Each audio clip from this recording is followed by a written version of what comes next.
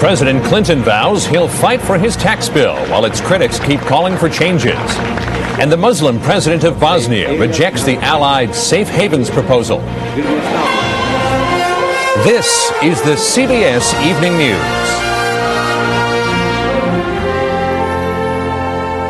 Good evening. I'm John Roberts sitting in for Connie Chung. President Clinton may have to compromise if he wants his deficit reduction plan to pass. A group of bipartisan senators is keeping up the heat over new taxes you'd have to pay when you turn on the heat. Bruce Morton followed the Sunday rumblings on Capitol Hill. Doing a great job. I'm just getting warmed up. President Clinton sounded upbeat at church this morning. It's been so long here since everybody's been in a fight-word bucket, they get timid. Well, let's do it. He may have been hoping for divine guidance on how to get Congress to go along with his tax bill. To stick with the plan without change, without exception, means the plan goes down. And I don't think the president wants to see the plan go down, nor do we. Oil state senators particularly object to Mr. Clinton's energy tax, but Warren of Oklahoma, one of the authors of a counter-proposal, was talking compromise today. If we have to take some gasoline taxes, that hits my people like it hits everybody else, I'm willing to take some. Bro of Louisiana said the president's plan couldn't pass now, but neither could Boren's, too tough on the poor. I think it has too many cuts in medical areas and health care for people who cannot have their health care taken away from them. We need something that can come down the middle. That might involve a gasoline tax or some kind of energy tax less sweeping than the one the president wants, and fewer cuts in Medicare than Senator Boren wants. No one today was insisting my way or nothing. Fight until death over taxes. Oh, women, country, God, things like that. Taxes? No. The House votes first later this week. Democratic leaders think there will be a bill. The American people expect us to stop the bickering finally and get something done for the good of the country. Later, Mr. Clinton and his daughter Chelsea walked to a neighborhood bookstore. He bought a book called Presumed Guilty. It is not about Congress. Bruce Morton, CBS News, Washington. An Allied plan to help end the killing in Bosnia may be dead before it ever gets off the ground. Senators Bob Dole and Daniel Moynihan have criticized the proposal to create safe havens for Bosnian Muslims and put troops on the border with Serbia. And as Alan Pizzi reports, in Bosnia, Muslims are calling it unacceptable. Bosnian Muslim President Alija Izetbegovic said today he wanted nothing to do with the Allied initiative. We are not going to waste any more time in futile negotiations, he said. The Allied proposals effectively rule out military action against Bosnian Serbs, who said they would support the new proposals. A new declaration of the United States and the allies, including Russia, is more or less acceptable, and we will try to help the international community to stop the war. Serbs now control about 70% of Bosnia and want to divide the country into 3 parts, not the 10 called for in the Vance-Owen peace plan. The new Western strategy is to establish Muslim enclaves not yet overrun by the Serbs as protected zones, and to only attack Serb forces if they attack UN troops. The Allied foreign ministers may think they've done a fine day's work, but even as they were congratulating each other, the carnage continued in Sarajevo. And few of those who have survived the year-long siege were impressed by the diplomacy. I think it's shame. It's shame for people. I think that it is a big joke. They're joking with us. About the best that can be said for the proposals is that they seem to have patched up differences between the U.S. and its allies over how to deal with Bosnia. But they are unlikely to have any immediate or significant effect on the ground. Alan Pizzi, CBS News, Belgrade. In Baton Rouge, Louisiana, a jury is deliberating in the trial of Rodney Pierce. Pierce admitted he shot and killed a Japanese exchange student who knocked on his door. Scott Pelley has been following the trial. He joins us from our bureau in Dallas. Scott? John, this evening the jury in Baton Rouge is continuing its deliberations in the manslaughter trial of Rodney Pierce. Pierce says that he did shoot the Japanese exchange student. Now the jury has to decide whether that killing was justified. Today, Pierce walked into a Louisiana courthouse to face judgment for what he calls a tragic mistake. 16-year-old Yoshi Hattori was killed last October when he approached Pierce's home, apparently not realizing he had the wrong address for a Halloween party. In a call to police, Pierre's wife described what happened next. He was running to the door, so I slammed it and locked it. And I told my husband, go get the gun. Pierre says he told Hattori to freeze, but the student, who spoke little English, apparently didn't understand. The case is a sensation in Japan, where guns are rare. Hattori's mother gave the U.S. ambassador a petition with more than 1.5 million signatures calling for gun control in the United States. In Louisiana, the so-called shoot the burglar law allows homeowners to open fire when they feel threatened. You should have the right to defend yourself with the weapon. I feel that the world nowadays is a lot tougher place than it was 20 years ago. And I feel like you're not as safe in your home now as you were then. This was a terrible, terrible accident created by two people who completely misunderstood each other. If convicted, Pierce faces up to 40 years in prison. The jury's deliberations continue at this hour. John? Scott Pelley in Dallas. Thanks. Still ahead on tonight's CBS Evening News, the people of Cambodia go to the polls in defiance of the Khmer Rouge. And lost in San Diego, Bill Geist explores America's most confusing parking garage.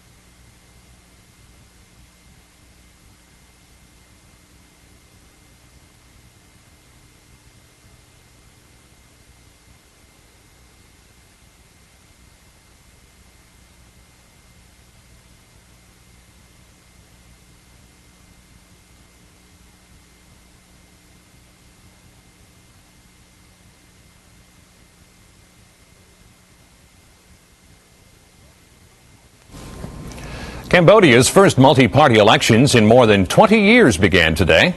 As many as 2 million people, 1/3 of the electorate, braved the danger of guerrilla attacks to cast their vote. Rick Fredrickson reports. Cambodians went to the polls today in the climax of the UN's most ambitious peacekeeping mission in history. Under heavy guard, voters in the capital city ignored the threat of violence and overwhelmed the gatekeepers, anxious to exercise their new right to self-determination. Even in the more dangerous countryside, there was equal enthusiasm in areas where the Khmer Rouge guerrillas have already complicated the election. Seeing the long lines and the enthusiasm of the population confirms that our confidence in the Cambodian people was well placed. They want to vote and they want to choose. Even before the balloting commenced, the UN today said it had investigated nearly 600 deaths and injuries attributed to political attacks.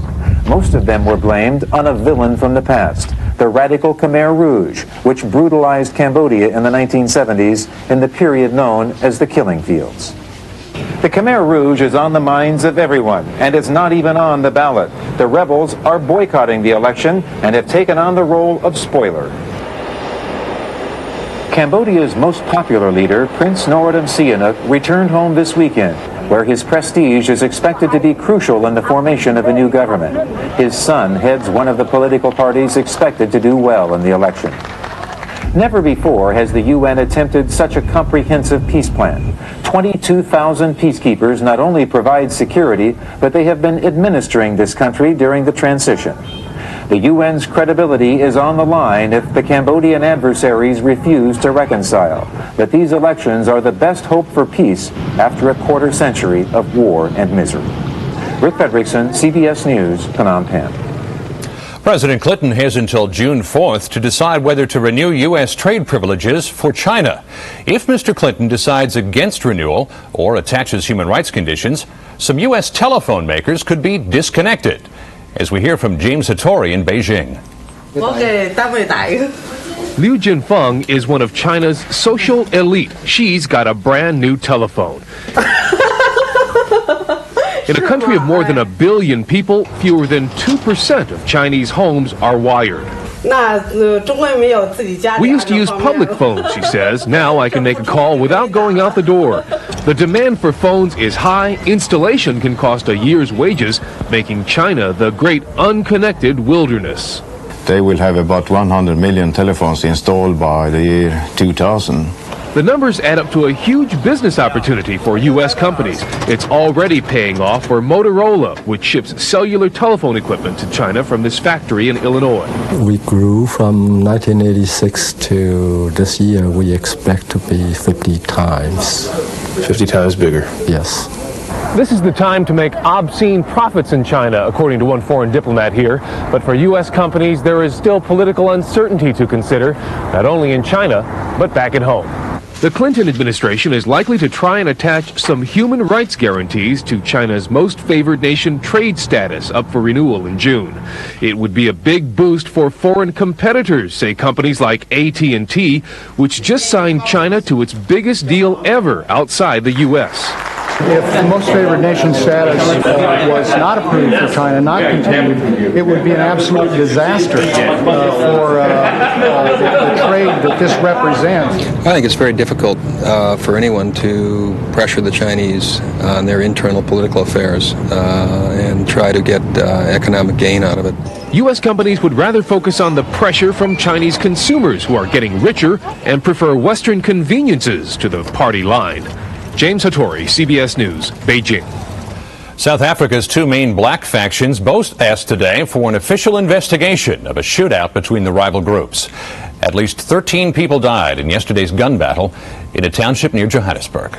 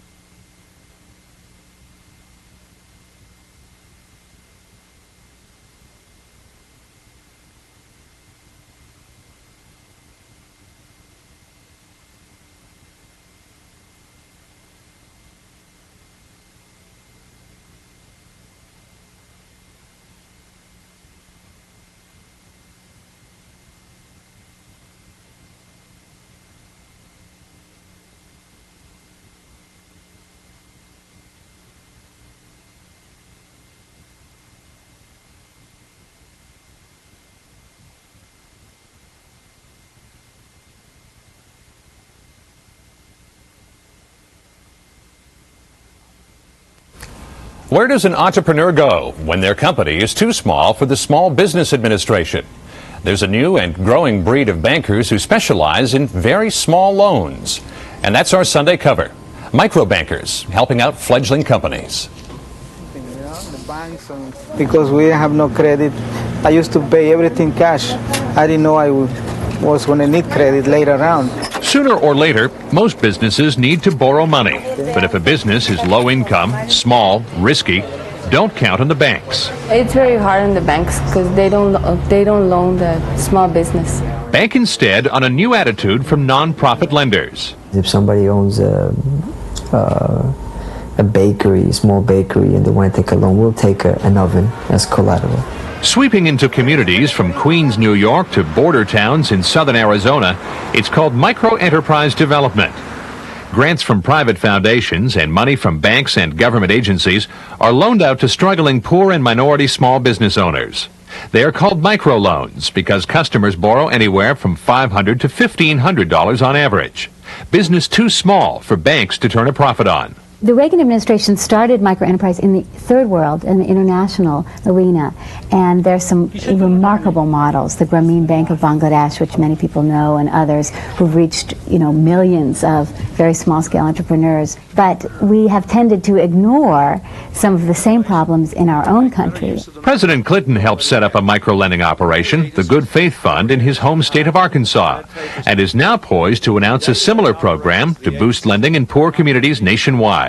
There are parts of America which by any economic analysis could be classified as third world countries. That's a disgrace. Micro, a lending group based in Tucson, Arizona, is making a difference in communities like Nogales, just north of the Mexican border. After working for other mechanics for 10 years, Danny Renteria wanted to open his own shop. The banks wouldn't lend me money because I was barely starting my business. But Micro gave me a hand, and that's how I got started. 6 years later, Renteria has 5 mechanics working for him. And Lupita Carrasco's La Cabana restaurant is just one of several new businesses along Nogales Main Highway that got started with Micro. The cost of borrowing from micro lenders isn't cheap. Micro is charging its customers 13%. Axion New York, 16%. But perhaps, surprisingly, default rates across the country average less than 3%. We're showing that poor people will pay for their development. Experts say there are about 150 micro-enterprise organizations around the country. A bill to expand the concept even further is now pending in Congress.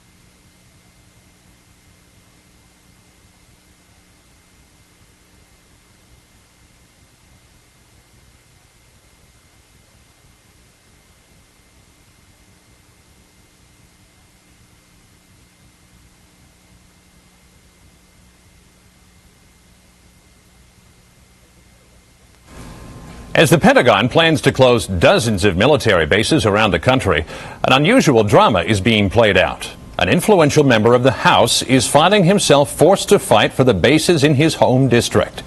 Jim Stewart reports. When the Pentagon announced its latest base closure list, no state caught it more on the chin than California, especially the Oakland area. All 5 Navy bases there are on the hit list, plus all 10,000 of their jobs. The Navy says it's a business decision. City fathers think it's personal. As the days go on, it becomes clearer and clearer to me that somebody has something out to get even with here in the Bay Area. Whether that's Congressman Dellums, I'm not sure. That's Congressman Ron Dellums, Oakland's 12-term representative and a thorn in the side of the Pentagon ever since he came to Washington 22 years ago. I never came here to be a personality. It was other people that made me the afro top, bell-bottom, radical black dude from Berkeley. I never came here to be that. The perception was that he was willing to sink the Pentagon. I mean, if they wanted to spend any money, he was against it. Most of the time he still is. Only today Ron Dellums is chairman of the House Armed Services Committee, making the Pentagon brass squirm more than ever. The interesting thing about Chairman Ron Dellums is, my friend, I now have access, brother. And I plan to use it. The other interesting thing is that 2 months after Dellums made that statement, the Navy stated it was closing every base in his district. They're too old, the Navy says. It costs too much money to live in the Bay Area, and closing them will eventually save money. But many question the logic of closing down state-of-the-art maintenance facilities, computerized supply depots, and the only deep water port on the West Coast already capable of handling 3 nuclear aircraft carriers. Back in California, Ron Dellums' constituents figured that by the time their man became chairman of the House Armed Services Committee, something like this just couldn't happen. In the good old days, when the chairman of the Armed Services Committee came into position, he could bring wealth into his particular congressional district because he now had the power to send money to other congressional districts. Dellums tells Oakland voters he'll fight the closings and has appealed to the Base Closure Commission to overturn the Navy's recommendations. The final list goes to the president July 1st. This decision makes no sense. Economically, it makes no sense. Fiscally, it makes no sense. Strategically, it makes no sense from a policy perspective. But politically, insiders say it makes a lot of sense. How much politics does get involved in base closure? It's political from the day one. The Navy is going to reward its friends and punish its enemies, or what it used to think of as enemies. My constituents should not be harmed on the basis of petty political decisions. That's small-time business. You don't have to worry about me playing parochial games, pork barrel games, cheap shot games, sensationalism games, or power pop political games. I'm going to engage you at the level of ideas.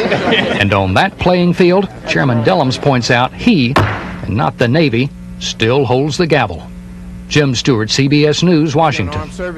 Late word this evening from Baton Rouge, Louisiana, that the jury has returned a verdict in the shooting death of a Japanese exchange student.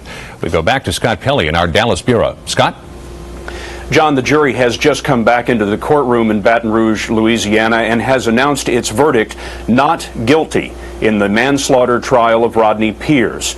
Pierce had admitted shooting 16-year-old Japanese exchange student Yoshi Hattori back in October. Hattori had come to the Pierce home in Baton Rouge, Louisiana, apparently by mistake, thinking that there was a Halloween party at the home. Hattori did not understand English well. Pierce drew a gun on the man, who he said rushed his front door and yelled, "Freeze." Hattori apparently did not understand the term. Pierce fired once and killed Hattori. A grand jury indicted Pierce on charges of manslaughter. He was facing up to 40 years in prison, but tonight he's been found not guilty. John? Scott Pelley reporting for us live from our bureau in Dallas. This is the CBS Evening News. We'll be back in a moment.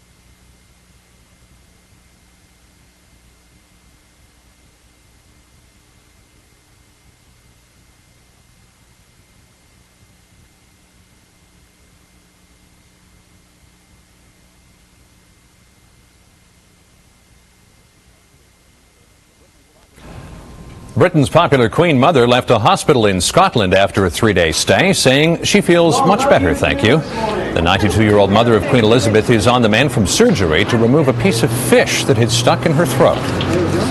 California, the home of the endless traffic jam, has given us something new to think about. The parking lot that eats your car. Bill Geist has been investigating. Here in San Diego, the biggest tourist attractions are SeaWorld and the San Diego Zoo. But local residents know that the biggest thrill adventure is the Horton Plaza parking garage. You know it's something special from the moment you get the ticket. It's the Bermuda Triangle of parking. 15 levels of confounding ramps where mall shoppers can never seem to find their cars. I know we're over there somewhere. Have you ever been lost in this parking garage? Yesterday. Yes. Yesterday.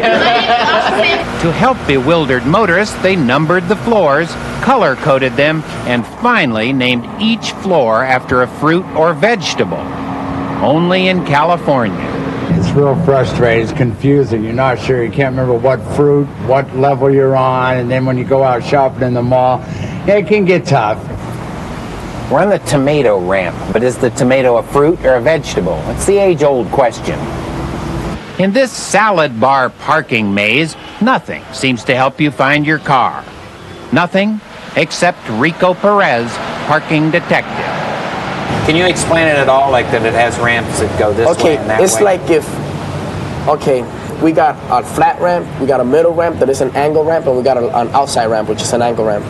When you come up on the outside ramp, okay, if you go up when you go up the outside ramp and you grab the middle ramp, then you go up the outside ramp again, you'll be right on top of the one you just went up by.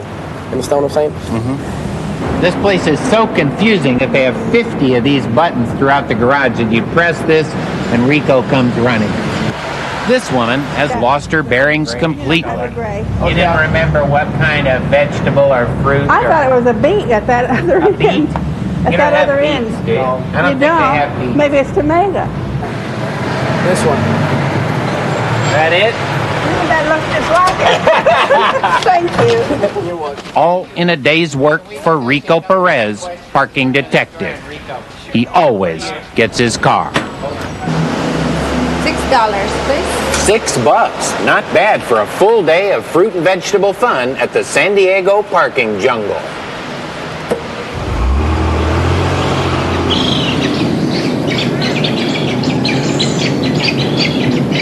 And that's our news for tonight. Coming up on 60 Minutes, Steve Croft reports on the 13-year-old mystery surrounding the disappearance of an Italian airliner.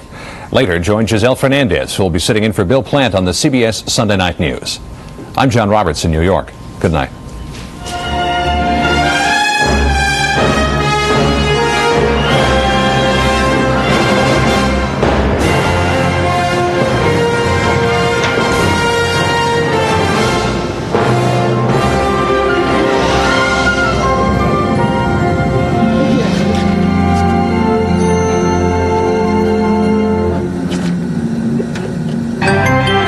Experience CBS News. Vitamins. Millions take them, but are they safe? Are you getting what you pay for? Good questions, because nobody in your government knows. A special investigation tomorrow on the CBS Evening News. This is CBS.